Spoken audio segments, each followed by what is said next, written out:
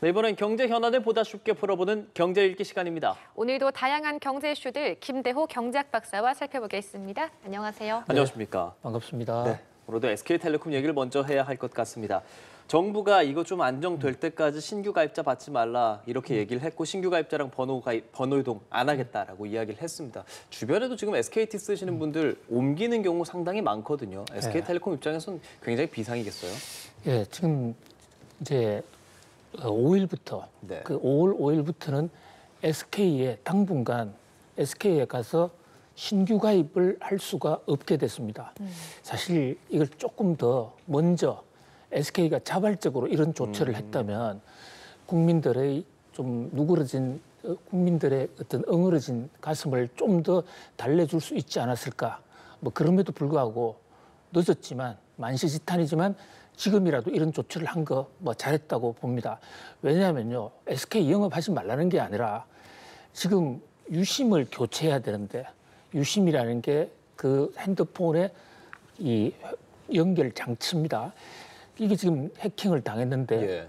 뭐 보다 확실한 조처는 이 유심을 바꾸는 건데 바꾸려고 SK 대리점에 엄청나게 많은 국민들이 줄을 섰는데 오픈런까지 했는데 몇 개 못 바꾸고 오늘 유심 칩 없습니다. 그리고 허탕을 하고 돌아간 분들이 많거든요. 네. 그런데 신규 고객 가입의 경우에는 새로 자기가 전화를 하나 더 가입하거나 또는 이제 나이가 돼서 새로 가입하려는 사람들 이게 반드시 새로 유심이 있어야만 가입이 되거든요. 그렇죠. 그런데 기존 고객들 지금 유심 교체를 못해서 발을 동동 구르고 있고 또 전 국민이 지금 그 줄을 서고 있는 이런 상황인데 피해 고객들 유심 교체가 우선이지 왜 신규 고객 쪽에 대주느냐. 이것은 결국 만약에 유심 양이 충분하다면 이것은 뭐 문제가 없지만 현재 2,500만 유심을 가려면 2,500만 개의 유심이 필요한데 현재 SK가 갖고 있는 잔고가 100만 개 내외. 그런데 그중에 상당 부분을 신규 고객 유치하는데 쓰고 있으니까 기존 SK 고객들은 좀 분통이 터지는 겁니다. 근데 이번 조처도요, SK가 스스로 한 결정이 아니라 정부가 과학기술정보통신부에서 국민들 원성이 많이 쏟아지니까 행정명령을 냈습니다. 신규 가입 당분간 좀 중지하라.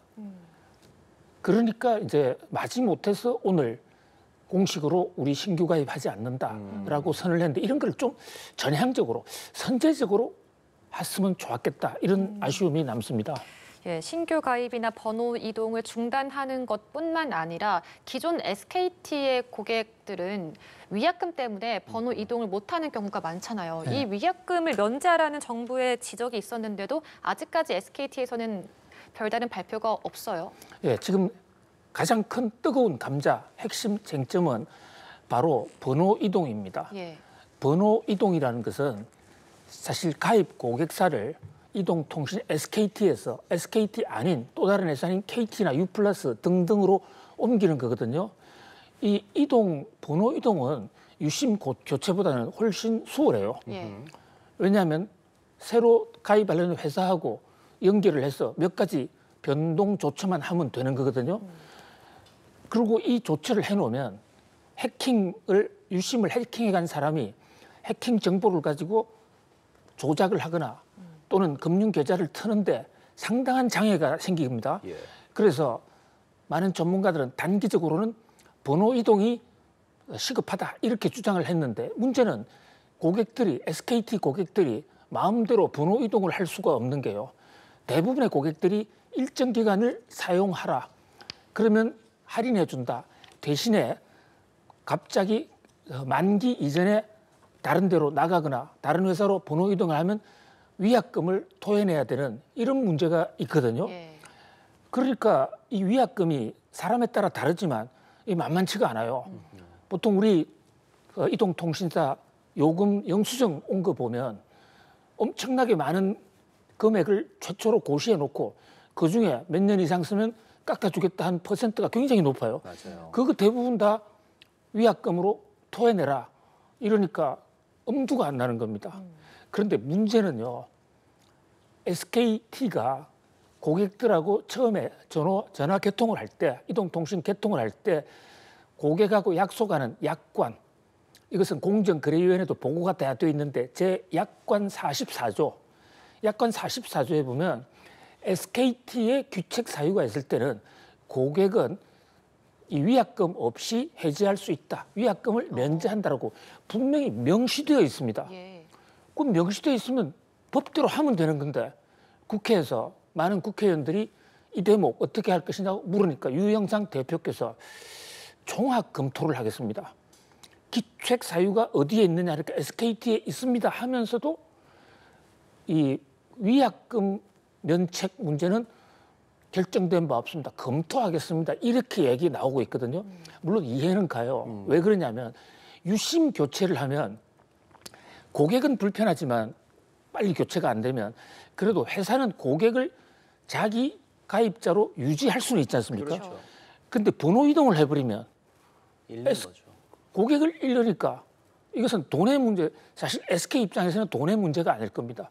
돈은 위약금 안 받아도 괜찮다는 속내는 그럴 거예요. 그런데 위약금이라는 최소한의 안전장치가 있기 때문에 지금 이탈자가 별로 안 나오고 있는 겁니다.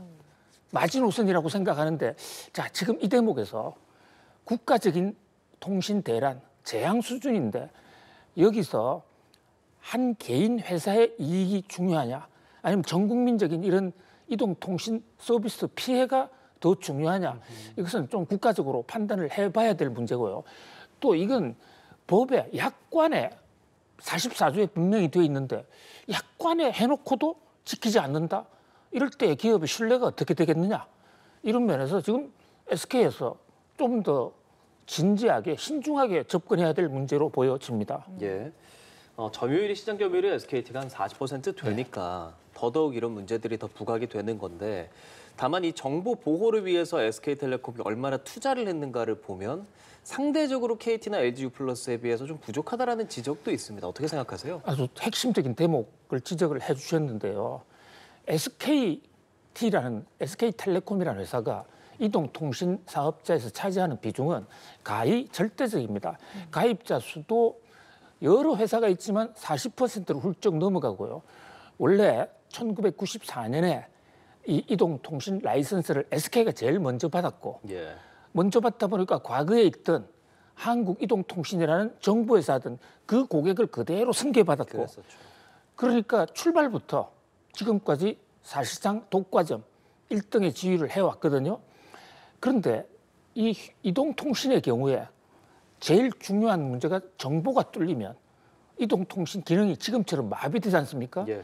그래서 정부도 정보 보호 시스템에 비용을 좀 쓰라 하는데 지금 도표 그래픽을 보시면요. 예. SKT와 SKT 브로드밴드 합쳐서 지금 지출한 비용이 2등 업체인 KT보다도 훨씬 떨어져요.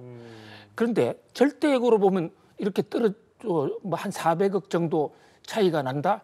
그런데 이게 그보다 훨씬 더 심한 게 더 사태가 심각하다고 볼 수 있는 게 SKT는 이 규모에서는 KT나 LG보다는 훨씬 많거든요. 그렇게 이익을 많이 내면 그 이익을 정보 보호, 통신, 정보 유출 안전 보장에 써야 되는 게 너무나 당연한데 오히려 최근에 깎았어요. 물론 그 돈을 가지고 횡령하려고 깎은 것은 절대 아니로 보여집니다. 그 돈 가지고 인공지능도 쓰고 다른데 또 발빠르게 좀 앞으로 나아가지 보자 하는 그런 의지였겠지만 정보 보호가 뚫리면 앞으로 나아가는 것도 소용이 없는 것이거든요. 예. 이제 바로 이런 대목에서 지금 몇몇 변호사들이 SK 관련자들을 형사 고발, 업무상 배임 등으로 형사 고발했는데 그 이유가 바로 정보 보호 투자액을 적게 하고 또 줄인 거. 이것은 정보 보호의 의지가 없는 것이 아닌가. 물론 그것은 판단은 법원에서 하겠지만 어쨌든 지금 지적해 주신 대로 SKT의 정보 보호 투자액이 낮아도 너무 낮다. 상대적으로 볼 때 말이죠. 이런 문제도 또 하나의 쟁점이 될 것으로 보여집니다. 예, 이번 SKT 유심 해킹 사태 관련해서 짚어봤고요. 주제를 좀 바꿔보도록 하겠습니다. 한국의 대미 수출이 106억 3천만 달러, 작년 동월 대비 6.8% 감소했네요. 자동차 수출이 눈에 띄게 줄었다고 하는데 이 트럼프의 관세 영향을 받은 걸로 보이나요? 그렇습니다. 이제 드디어 트럼프 관세 폭탄의 그 후폭풍, 한국 경제 충격이 본격적으로 시작이 되고 있다. 이렇게 볼 수가 있습니다. 예. 트럼프의 관세 정책은 4월 2일 날 발표했고 4월 9일부터 본격적으로 시작이 됐는데 4월 달 온전히 다 적용된 것도 아니거든요. 예. 4월 달에 한 20일 정도 적용이 됐는데 미국의 수출이 상당히 줄었습니다. 최근 몇 년간 대미 수출은 계속해서 증가 추세를 보여왔는데 그것까지 감안한다면 실질 감소폭은 뭐 상당히 크다. 특히 그 중에서도 지금 잘 지적해 주신 대로 자동차. 우리가 지금 미국의 전체 미국이 수입하는 수입 자동차의 거의 절반가량이 한국 메이드 인 코리아 차입니다. 그리고 우리나라 수출에 있어서도 미국 수출에 관한 자동차가 압도적인데 이 자동차 지금 뚝뚝 떨어지고 있거든요. 자동차의 경우에 현재 25%의 관세 폭탄을 맞았습니다. 예. 전 세계가 자동차에 대해서 25% 관세 폭탄을 똑같이 맞았기 때문에 뭐 똑같은 입장 아니냐 이렇게 얘기할 수가 있는데 그게 그렇지가 않은 게요. 지금 우리는 한미 자유무역협정 FTA를 맺어놓고 있는 바람에 예. 한국과 미국 간에는 자동차 관세율이 그동안 제로였습니다. 제로였다가 25% 되는 나라하고 또 그동안에 5%든 7%든 기존에 조금 관세를 물다가 25% 되는 나라하고 추가 부담이 다르잖아요. 거꾸로 얘기하면 한국의 부담이 상당히 큰 것이죠. 그런 면에서 우리나라 자동차에 대한 빨리 어떤 협상이 좀 그 관세 면제나 또는 부분 철회 같은 협상이 상당히 시급한 것으로 자동차 빨간불이 켜졌다 이렇게 볼 수 예, 있겠습니다. 그렇습니다. 뭐 대미 수출에 대한 이야기도 해봤고 특히 자동차에 대한 감소도 얘기해봤는데 다만 대미 수출은 감소했는데 전체 수출을 보면은 사실 증가했단 말이죠. 한 3.7% 증가했습니다. 저희가 아까 보여드린 그래프 화면도 함께 보시면서 좀 얘기를 하면 좋을 것 같은데 지금 중국, 아세안, 특히나 유럽연합의 경우는 10% 이상 또 상승한 모습입니다. 그렇습니다. 지금 전 세계의 교역량은 미국 관세 폭탄 때문에 아직은 줄지 않았습니다. 그런데 미국과의 거래가 줄어드니까 우리나라뿐만 아니라 유럽연합이라든지 중국 같은 나라에서도요. 미국의 서로 지금 관세, 특히 중국은 상호 관세 폭탄을 터뜨려 놓고 있거든요. 예. 미국이 중국에 때리는 관세율은 145%, 중국이 미국에 때리는 것은 125%. 이게 어마어마한 관세율입니다. 그렇다 보니까 중국이나 또 유럽 같은 데 수입업자들이 미국산이나 다른 나라 물건을 사오기도 부담이 되는 거예요. 사실 이런 면에서 어떻게 보면 우리 입장에서는 미국의 관세 폭탄을 맞았을 때 빨리 제3의 시장, 좀 전 세계를 무대로 한 수출선 다변화, 다각화가 상당히 절실하고 그런 것이 어느 정도의 충격은 해소할 수가 있다. 그런 면에서 위기 속에서의 좀 이 아이디어를 쥐어짜서라도 위기를 돌파해야 되겠다 이런 생각을 해봅니다. 예. 현재 우리나라 상황이 대통령 권한대행의 대행 체제잖아요. 이렇게 되면은 이전에 7월 패키지 협의 뭐 이런 이야기도 비상이 걸린 것 같고 또 최 전 부총리가 이끌던 기재부와 미 재무부가 별도로 논의를 하기로 했었단 말이에요. 앞으로 우리나라 협상 어떻게 좀 이끌어 나가야 될까요? 그렇습니다. 지금 우리나라의 뭐 대통령 권한대행도 지금 고리가 됐고 또 그 권한대행에 이어서 또 하나의 권한대행을 맡으려고 예정돼 있었던 최상목 부총리도 어젯밤에 또 전격적으로 사임을 해버렸습니다. 예. 그래서 권력성계 4위인 이주호 사회부총리 교육부 장관이 권한대행을 맡는 초유의 사태가 생겼는데요. 그동안에는 대통령 권한대행인 한덕수 총리도 경제 전문가고 또 최상목 부총리는 경제, 재정 분야에 뭐 아주 탁월한 전문가고 그래서 적어도 우리가 잘 몰라서 어리버리해서 손해보는 일은 없을 것이다 해서 좀 안심을 했는데 사실 지금 사령탑이 부재입니다. 물론 그럼에도 불구하고 우리나라의 관료 조직 체계가 전 세계적으로 상당히 똘똘하고 시스템이 잘 갖추어져 있기 때문에 기획재정부는 바로 김범석 1차관 중심으로 거의 업무가 지금 정상적으로 돌아가고 있거든요. 그래서 뭐 결정적인 피해는 없을 것으로 보이는데 다만 미국과의 협상을 하는 쪽에서 미국이 사실 돌발적인 제안도 많이 해오고 예측 불허의 어떤 협상을 하자고 중간에 수정 제안을 해오는 경우가 있는데 이런 경우에 적극적으로 선제적으로 전향적으로 얼마나 대처할 수 있을지 그런 면에서는 상당히 걱정이 되는 상황이다 이렇게 볼 수 있겠습니다. 예, 우리나라 소비자 물가 지수 4월 보면 2%대 상승을 했습니다. 이거 넉 달째지 않습니까? 지금요 소비자 물가 2.1%라는 거 예. 그렇게 높은 수준은 아니에요. 우리 한국은행의 목표 CPI 물가가 2.0이니까 거의 목표 수준에 내서 크게 벗어나지 않았다고 볼 수는 있는데 문제는 지금 경기가 굉장히 나쁘잖아요. 특히 자영업자 경기가 나쁜데 경기가 나쁘면 물가도 같이 떨어져야 되거든요. 근데 지금 그래픽을 한번 보시면 우리 물가가 좀 떨어지다가 최근에 안 떨어지고 있습니다. 예. 그리고 저 그래픽에서 하늘 고공으로 찌르는 듯이 올라가고 있는 게 저게 가공식품 물가거든요. 가공식품이라는 게 식품을 재료로 해서 그 회사가 뭐 팔고 있는 햄, 소세지라든지 우리가 일상적으로 대하는 식품들이에요. 예. 그런데 저 식품 가격이 저렇게 올라가니까 식품을 원료로서는 외식업체도 올리고 그리고 저 가공식품이나 외식업체가 일반 서민 소비자들이 가장 많이 접촉하는 예. 그래서 피부로 느끼는 체감 물가란 말입니다. 그러니까 실제 체감 물가는 정부 발표하는 2.1%보다 더 높다. 그런데 이게 정말 안타까운 게 물가 관리하는 주체가 없는 거예요, 지금. 이런 틈을 타서 식품 회사들이 마구잡이로 물 가격을 올리고 가격 인상 요인도 없는데도 올린다.